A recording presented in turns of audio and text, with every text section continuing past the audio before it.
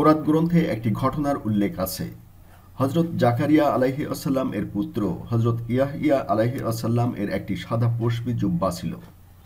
বনি ইসরায়েলগণ জানত যে ওই জুব্বাটি থেকে যেদিন টাটকা রক্ত বের হবে সেদিন মক্কার আব্দুল মুত্তালিবের আবদুল্লাহ নামক একটি পুত্র সন্তান জন্মগ্রহণ করবে, আর সেই আবদুল্লাহর ঔরসে শেষ নবী মোহাম্মদ সাল্লাল্লাহু আলাইহি আসাল্লাম জন্মগ্রহণ করবেন।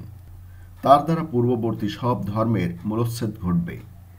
এজন্য আরবের ইহুদিগণ আবদুল্লাহকে হত্যা করার জন্য মক্কায় এসে সুযোগের অন্বেষণে রইল, কিন্তু তেমন সুযোগ না পেয়ে তারা শেষ পর্যন্ত নিরাশ হয়ে পড়ল। আবদুল্লাহ তখন নবীন যুবক। একদিন তিনি একাকী এক প্রান্তর অতিক্রম করার সময় দেখতে পেলেন যে তার পৃষ্ঠদেশ থেকে একটি অপূর্ব নূর বের হয়ে দুই টুকরা হয়ে গেল এবং তার এক টুকরা পূর্ব দিক ও অন্য টুকরা পশ্চিম দিকে বিদ্যুতের মতো ছিটকে পড়ল। আবদুল্লাহ ঘরে ফিরে তার পিতা আব্দুল মুত্তালিবের কাছে এই আশ্চর্য ঘটনার কথা বর্ণনা করলেন। তা শুনে আব্দুল মুত্তালিব বললেন, একবার স্বপ্নের মাধ্যমে আমি অনুরূপ কিছু দেখেছিলাম। উক্ত স্বপ্ন দেখে আমি পরদিন কিছু বিজ্ঞ রাহেবের কাছে ঘটনাটি বর্ণনা করাই তারা বলল যে আপনার বংশ থেকে শেষ নবীর আবির্ভাব ঘটবে।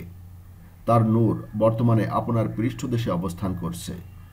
বৎস, আমার মনে হচ্ছে ওই নূর এখন আমার পৃষ্ঠদেশ থেকে স্থানান্তরিত হয়ে তোমার পৃষ্ঠদেশে অবস্থান নিয়েছে।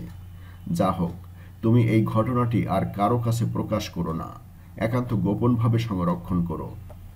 ঘটনাটা আবদুল্লাহ অবশ্য কারো কাছে প্রকাশ করলেন না, কিন্তু কেমন করে যেন তা দেশের অনেকেই জেনে ফেলল। আরবের ইহুদিগণ তখন থেকেই যেভাবে হয় আবদুল্লাহকে হত্যা করার জন্য প্রতিজ্ঞাবদ্ধ হল। আর একদিন আবদুল্লাহ একাকী একটি প্রান্তরের উপর দিয়ে পথ চলছিলেন। ইহুদিরা তা দেখতে পেয়ে তাকে হত্যা করার জন্য সশস্ত্রে তার উপর ঝাঁপিয়ে পড়ল, কিন্তু সাথে সাথে অত্যন্ত বিস্ময়ভাবে কোথা থেকে যেন কিছু বীর পুরুষ উন্মুক্ত ওসি হাতে ছুটে এসে তাদের হাত থেকে আবদুল্লাহকে রক্ষা করল এবং তাদের সকলকে হত্যা করে আবার দ্রুত অদৃশ্য হয়ে গেল। জনৈক ইহুদি দূর থেকে এই দৃশ্য দেখে ভয়ে কাঁপতে কাঁপতে দৌড়ে গিয়ে এই ঘটনা তার গোত্রের অন্যান্য লোকদের কাছে ব্যক্ত করল। এরপর আর ইহুদিরা কোনোদিন আবদুল্লাহকে হত্যা করার চেষ্টা করেনি। আবদুল্লাহ অবশ্য বুঝতেই পারলেন না যে আল্লাহ তাআলা তার প্রাণ রক্ষা করার জন্য এভাবে আকাশ থেকে ফেরেশতা পাঠিয়েছিলেন। উক্ত ঘটনার কিছুদিন পরেই ওয়াহাব জুহরির কন্যা বিবি আমেনার সাথে আবদুল্লাহর শুভ বিবাহ সম্পন্ন হল। এই বিয়েতে মক্কা নগরীতে একটি মিশ্র প্রতিক্রিয়া সৃষ্টি হল, কেননা যোগ্য পাত্রের সাথে যোগ্য পাত্রীর বিয়ে হওয়ায় অনেকেই মনে প্রাণে খুশি হলেন, আবার অনেকেই আবদুল্লাহর মতো পাত্রের কাছে নিজেদের কন্যা অথবা ভগ্নী বিয়ে দেওয়ার জন্য আগ্রহান্বিত ছিল। এই বিয়ের খবর শুনে তারা মনক্ষুণ্ণ ও বিমর্ষ হল। আবদুল্লাহর কপালে যে নূরে মোহাম্মদী সাল্লাল্লাহু আলাইহি আসাল্লাম আজন্ম দীর্ঘদিন পর্যন্ত রক্ষিত ছিল, তা জামাদিউসসানি মাসের কোনো এক রাতে আবদুল্লাহর পৃষ্ঠদেশ থেকে বিবি আমেনার উদরে স্থানান্তরিত হল। উক্ত শুভ তারিখ ছিল বৃহস্পতিবার দিবাগত রাত্রি। যে রাত্রে নূরে মোহাম্মদী সাল্লাল্লাহু আলাইহি আসাল্লাম তার জননীর উদরে স্থান গ্রহণ করলেন, সে রাত্রে দুনিয়ার সমস্ত দেবদেবী মূর্তিগুলো ভুলুণ্ঠিত হয়ে গড়াগড়ি দিচ্ছিল। পাপিষ্ঠ ইবলিসের আসনও সেদিন উপুড় হয়ে পড়েছিল। তাতে সে দিশেহারা হয়ে দুনিয়ার পূর্ব ও পশ্চিম প্রান্তে দৌড়াদৌড়ি করছিল। শেষ পর্যন্ত সে আবু কোবায়েস পর্বতে উপস্থিত হয়ে একটি ভীষণ চিৎকার করে উঠল।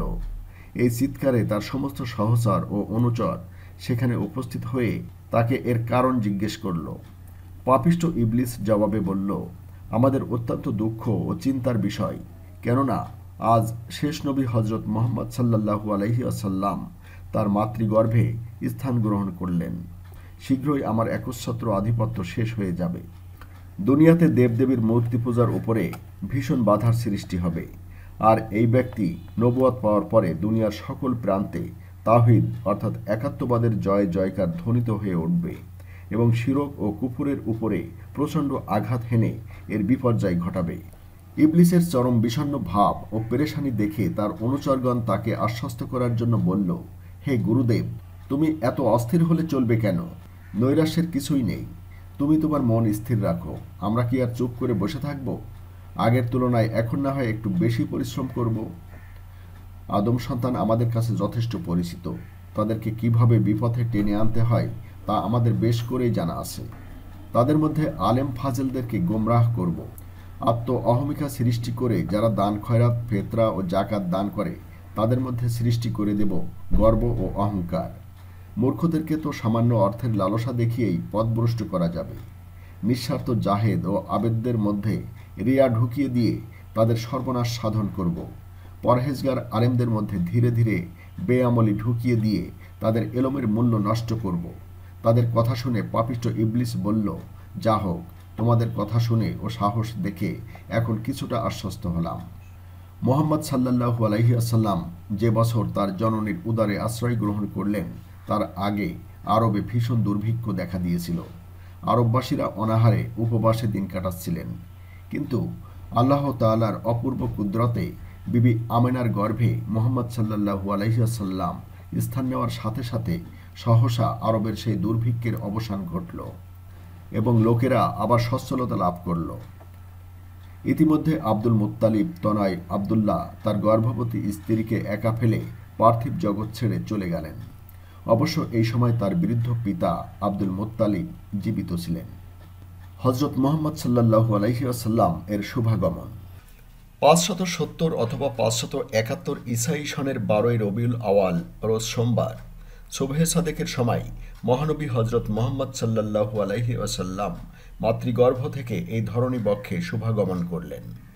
হযরত মুহাম্মদ সাল্লাল্লাহু আলাইহি ওয়াসাল্লাম এর সেই জন্মনিশীতে যে সকল অলৌকিক ঘটনা সংঘটিত হয়েছিল বিশ্ব মাননীয়া তার জননী বিবি আমেনা নিজ মুখে তা বর্ণনা করেছেন এরকম। রাসূল সাল্লাল্লাহু আলাইহি ওয়াসাল্লাম এর ভূমিষ্ঠ হওয়ার পূর্ব মুহূর্তে বিবি আমেনা ঘরের মধ্যে সম্পূর্ণ একাকিনী ছিলেন। হঠাৎ তিনি আকাশের দিক থেকে একটা প্রচণ্ড আওয়াজ শুনতে পেয়ে অত্যন্ত ভীত সন্ত্রস্ত হয়ে পড়লেন। পরক্ষণেই অবিকল মোরগাকৃতির একটি পাখি উড়ে এসে ঘরের মধ্যে প্রবেশ করল ও তার পালক দুটি বিবি আমেনার মাথায় স্পর্শ করালো। তাতে তার অন্তর থেকে সমস্ত ভয় ভীতি দূর হলো এবং তিনি বেশ আনন্দ ও আরাম বোধ করতে লাগলেন। তখন মোরগটি কিছু মিষ্টি দ্রব্য বিবি আমেনার মুখে ঢুকিয়ে দিল।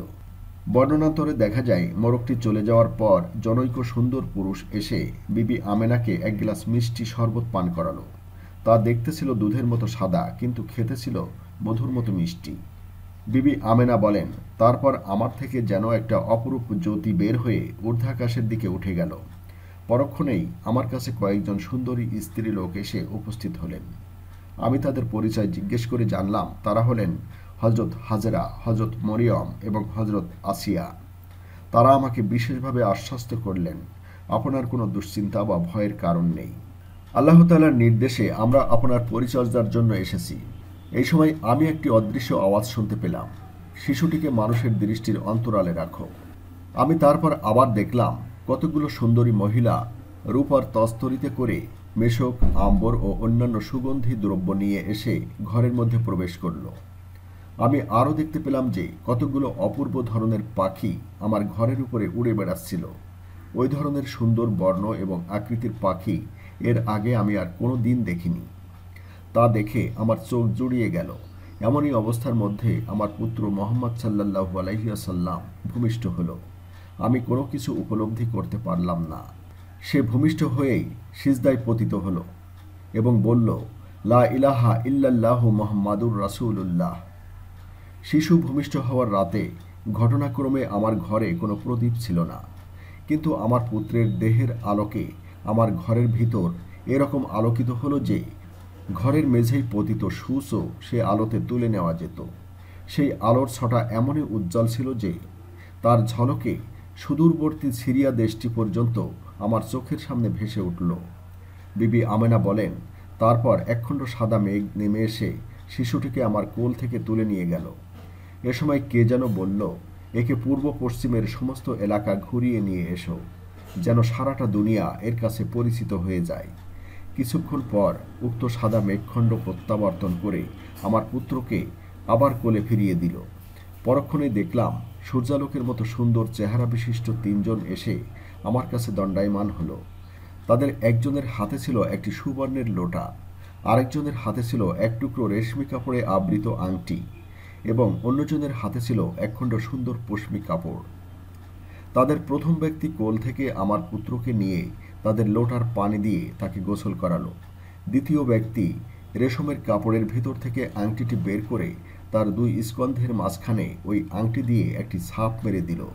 তারপর তৃতীয় ব্যক্তি তার হাতস্থিত পশমি কাপড়ে লেপ্টে তাকে আমার কোলে দিয়ে তার কানে কানে কিছু কথা বলল। আমি তার সব কথা বুঝতে পারলাম না, তবে যা বুঝতে পারলাম তা এই যে, হে আল্লাহর রাসূল, আল্লাহ তাআলা তোমাকে এমন গায়েবী এলেম দান করলেন যা কাউকেও দেওয়া হয়নি। আর তোমার প্রতি শুভ সংবাদ এই যে, যারা তোমাকে আল্লাহ তাআলার নবী বলে মান্য করবে ও তোমার প্রতি ঈমান আনবে তারা তোমার উম্মত বলে গণ্য হবে এবং তারা দোজখের আগুন থেকে, দোজখের আযাব থেকে বেঁচে থাকবে।